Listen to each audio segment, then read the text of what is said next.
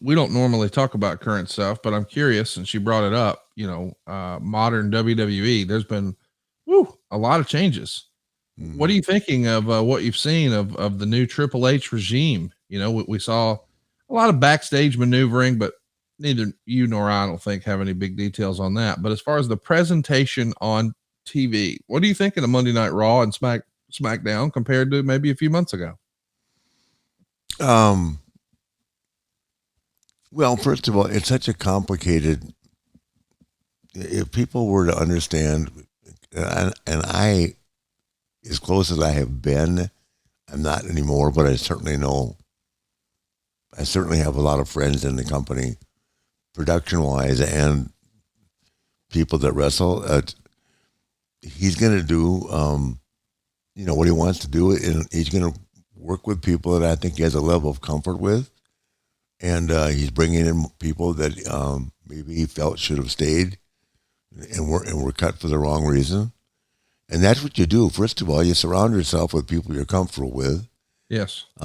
because you don't want people to talk behind your back, and that's 90% of the problems with some of the stuff in our business today.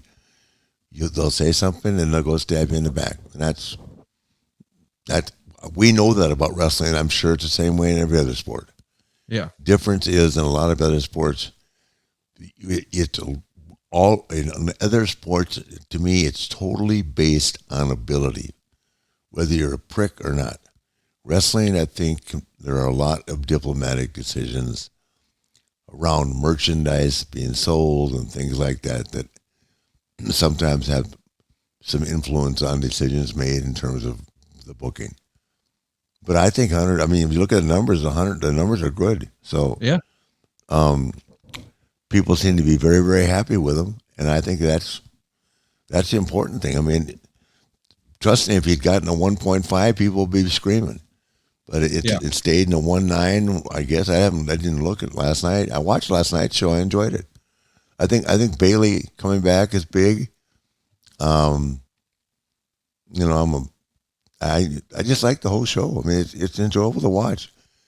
Once again, people forget that real Monday Night Football, not the preseason games will start like the 13th. So if there's a little bit dip in the numbers because they're up against NFL football, and that's a lot to go up against. Well, But it's pretty they're rare. doing good. I mean, and from Yeah. what I've heard, everybody's happy backstage. I'm sure with Hunter, I think with Hunter, it's probably a lot more relaxed. Yeah. And it will be as long as it runs smoothly. But the good thing is, I don't think Hunter's. I think Hunter has a good support system. I know Sean is there, and I think that he looks at the big picture totally different than other people do, than other people have, and I don't think he's crazy about the part time performers. Mm. I don't. That would be my take on it, because as he knows, he worked every day until the day that he got more involved in the office. And especially when you're in the title role and in the title picture, I think this is just me taking a guess. I think he's going to hope and work towards having the people that are champions, working in more dates. That would be my guess. I find it interesting you said that would be my guess. I don't know, and I know a lot of our listeners probably don't know. What's the status of you and Hunter's relationship these days? Are y'all still tight, thick as thieves, like always? Well, I don't think we're thick of thieves, but I can tell you this, and this I'm glad you asked me that question. We had a big falling out over the trademark, the man issue, big falling out. But I'd be very surprised if I wasn't in the top 5 people that reached out to Stephanie when he got sick. Yeah. Um, Certainly, as soon as I became aware of it, I called her, and I called him, and he is, and Beth will be mad. He's the first person I called when Reed died. Wow. So, for whatever people want to make of our relationship or not, I feel like everybody has ups and downs. You have arguments, you have disagreements, But I can guarantee you this: I'll be at his funeral, and I'll guarantee you this: he'll be at mine. Yeah. And everything else is what everybody else can say what they want to say about it, make out what they want to make of it. I also will tell you this: I give all the credit to Vince for bringing me on in 2001 when I was just flat dead on my ass because of Russo and Bischoff. But I think Hunter had just as much to do with it. And certainly when I got there, he pushed me. He knew I had huge, huge self-confidence issues, and he would not let me rest on my old laurels. He kept pushing me and pushing me and pushing me. And basically everything I have today in terms of redemption in the business would be because of him and Vince. And I don't have any problem saying that to anybody. And anybody who wants to try and pick that apart can go fuck themselves. Without him and Vince, I'm not here today. 73 years old and still extremely relevant. much to the dismay of many. And I'll tell you something else he did. When Reed died, I took my Hall of Fame ring from 2008. Yep. When Hunter inducted me, and I put on a ring in Reed's finger in his casket. And I guess Ashley had told Hunter that. And when I went to NXT to see Ashley, he pulled me aside. And of course, I thought he was going to tell me, which is kind of a private joke, not to walk over to the ale house during tapings and have a beer. Instead, he gave me another Hall of Fame ring. Wow. With Richard Reed Flair inside of it. So it'd be pretty hard to stay mad or be upset with someone that did all that for me. Yeah. No matter what people want to think, who else has those kind of experiences in real life? Plus, he was in one of my weddings, and I was in his one.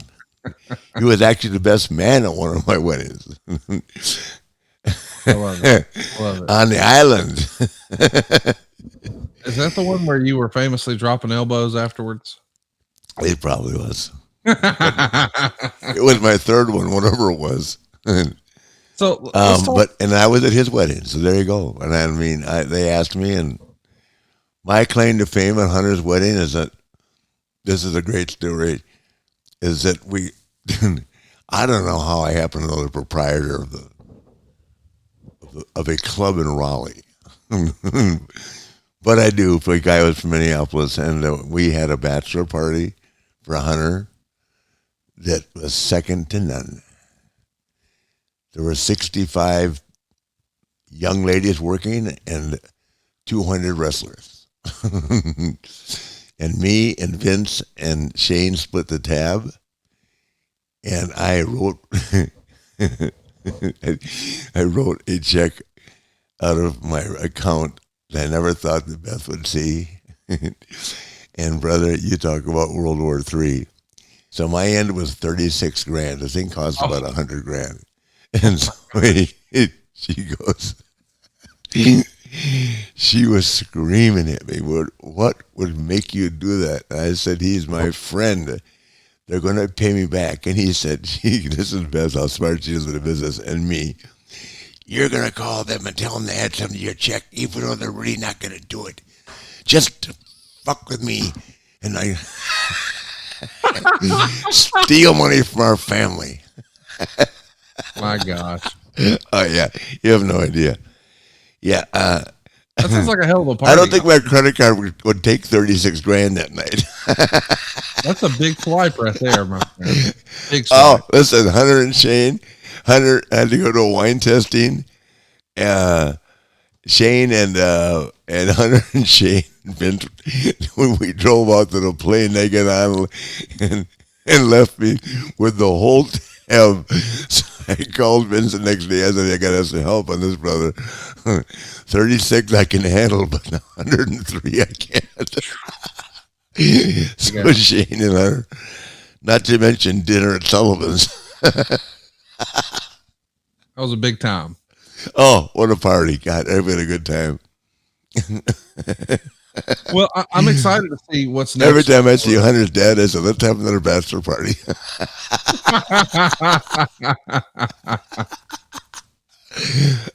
Oh, God.